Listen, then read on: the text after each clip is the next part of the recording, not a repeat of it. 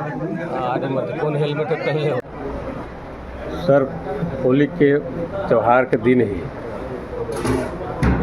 किसी पर गाड़ी चढ़ा देना और जानबूझकर चढ़ा करके हत्या कर देना किसी का, और देखिए 4 दिन बीतने के बाद भी किसी की गिरफ्तारी न होना क्या दर्शाता है सर? बिहार में राज है कि जंगल राज है, क्या है? बिहार में जंगल राज की पुनरावृत्ति हो गई। और 2005 के पहले जो लोग कहा करते थे उससे भी अधिक भयावह स्थिति हो गया। उसका एक कारण है कि बिहार के तमाम लोग जानते हैं कि बिहार के जो माननीय मुख्यमंत्री श्री नीतीश कुमार जी हैं वो मानसिक रूप से और शारीरिक रूप से अस्वस्थ हैं।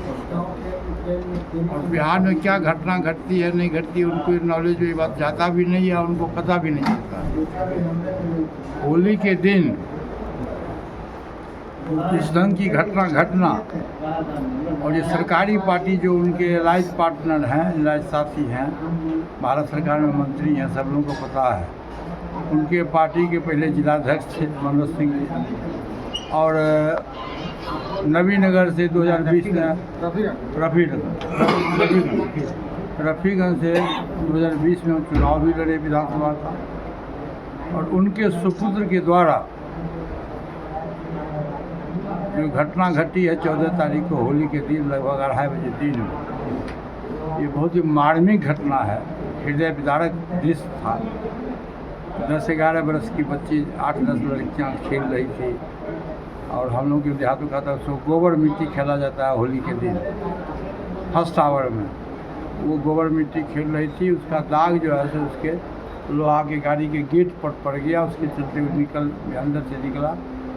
और अपमानजनक शब्द का उन्होंने इस्तेमाल किया, आपत्तिजनक शब्द का इस्तेमाल किया, और जाति सूचक शब्द का इस्तेमाल किया। और उसने ये भी कहा कि चमार और दुसाद होली खेलेगा। गाली गलौज किया। वो गाली गलौज करने के बाद अंदर में गया, जबकि वो रास्ता नहीं था, आम रास्ता नहीं है, वो लोकप्रिय रास्ता है, उसके से 4 फीट का तो रोड ही है, 5 फीट का। और अंदर गया और गाड़ी निकाला। गाड़ी निकाले का दूसरा रूट था, वहाँ से नहीं निकाल के इसी रूट से निकाला और सीधे जा कर के एक कोमल पासवान 13 वर्ष की लड़की थी, उसके सीने पर चढ़ा दी। और 2 लड़की, एक लड़की का पैर टूट गया, एक हाथ टूट गया।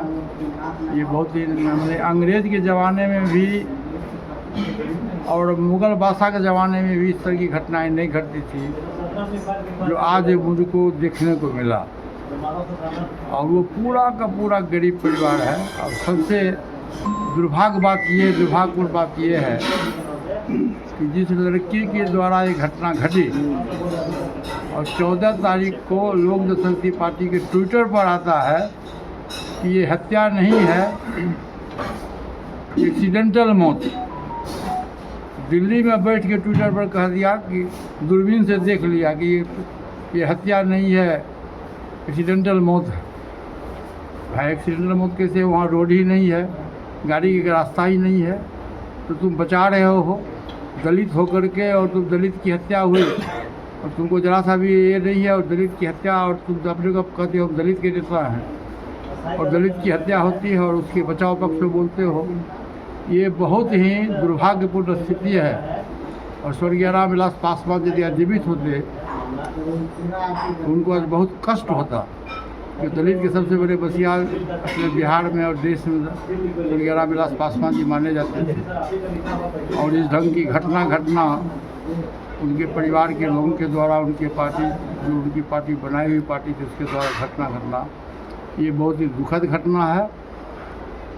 और मुझको तो बिहार सरकार पर विश्वास नहीं है, इसलिए मैं भारत सरकार के माननीय गृह मंत्री जी से मैं आग्रह करूँगा, मैं पत्र भी लिखूँगा कि इस घटना की जांच CBI से कराई जाए।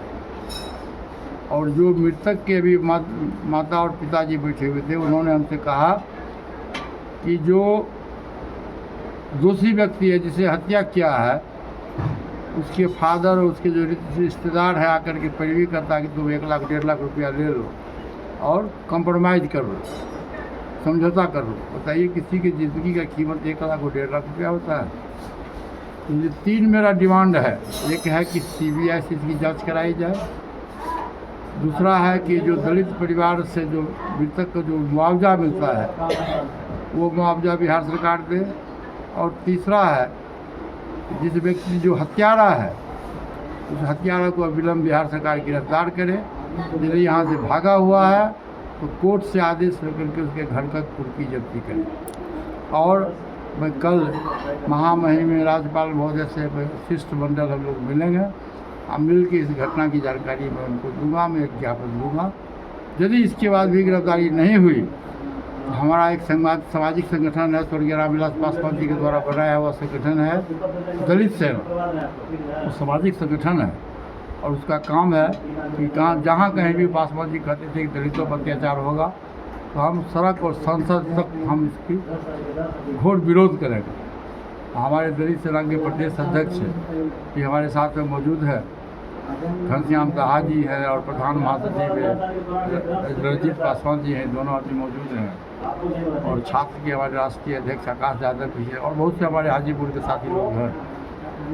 तो मैं यदि मांग नहीं पूरी की गई तो कल से दलित सेना की तरफ से धरना और प्रदर्शन किया जाएगा।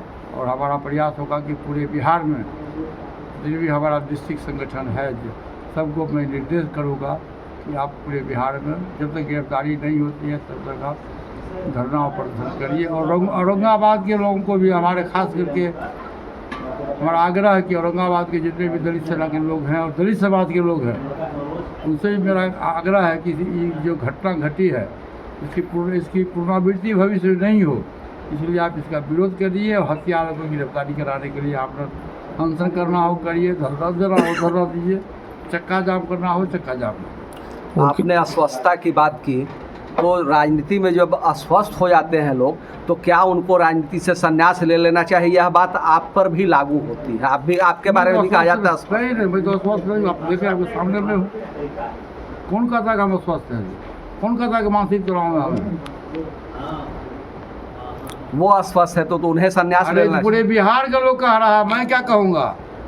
प्रेस मीडिया के साथी से पूछिए आप।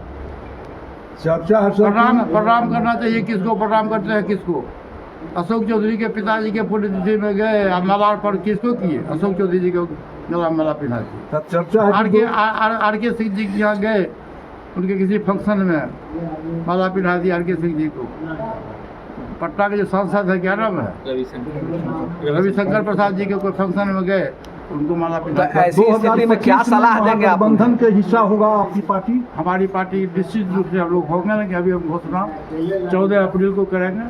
अभी हम पूरे बिहार में घूम रहे हैं, हमारी पार्टी का संगठन पूरे बिहार में है और हमारा प्रयास है, हम अभी सर्वे करा रहे हैं और निश्चित रूप से 14 अप्रैल को हम अपने पार्टी की तमाम जो हमारी इकाई है राष्ट्रीय स्तर पर हो या स्टेट स्तर पर हो, पार्लियामेंट्री बोर्ड है, एग्जीक्यूटिव असेंबली बैठक बुला करके हम एक आम राय बनाएंगे। आम राय बनाने के बाद 14 अप्रैल को बाबा साहब भीमराव अम्बेडकर जयंती समारोह के अवसर में बिहार की जनता को खास करके प्रेस मीडिया के साथी को अपनी बात अपनी पार्टी का भविष्य पर बताऊँ। कन्हैया कुमार की यात्रा चल रहा है बिहार में, क्या गठबंधन करार तो नहीं है? देखिए, कन्हैया कुमार जी की यात्रा पहले से चलना चाहिए।